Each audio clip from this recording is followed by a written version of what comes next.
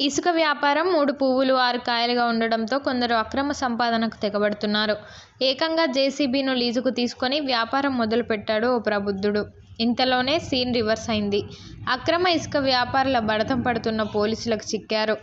Julurupadu SI Ravikumar తెలిపిన వివరాల ప్రకారం చింతల్ తండాకు చెందిన బుక్యా రామ్దాస్ జేసీబీని లీజుకు తీసుకొని బేతలపాడుకు చెందిన ట్రాక్టర్ యజమానులకు ఎక్కువ డబ్బులకు ఆశ చూపించి ఇసుక వ్యాపారం మొదలుపెట్టాడని, శుక్రవారం తెల్లవారుజామున అక్రమంగా ఇసుక తోడుతున్నారన్న సమాచారం అందుకున్నామని, బేతాలపాడు పెద్దవాగు వద్దకు వెళ్లగా జేసీబీతో 5 ట్రాక్టర్లకు ఇసుకను నింపుతుండగా పట్టుకున్నామని, జేసీబీను, ట్రాక్టర్లను స్టేషన్కు తరలించి బ్రోకర్ బుక్యా రామ్దాస్, డ్రైవర్ పగడాల వేణు, ట్రాక్టర్ డ్రైవర్లు దారావత్ రామ్దాస్, నూనావత్ భీమా, గుగులోత్ సంపత్, గుగులోత్ సక్రు, ట్రాక్టర్ యజమానులు బానోత్ కసానా, బానోత్ అనితలపై కేసు నమోదు చేసినట్టు చెప్పారు.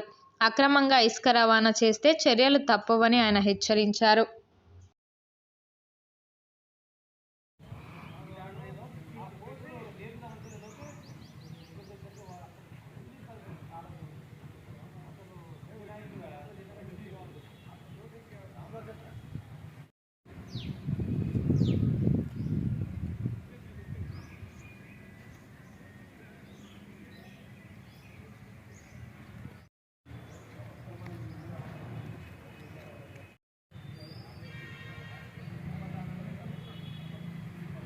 దీనిని మేము చాలా వ్యతిరేకిస్తున్నాం, ఖండిస్తున్నాం.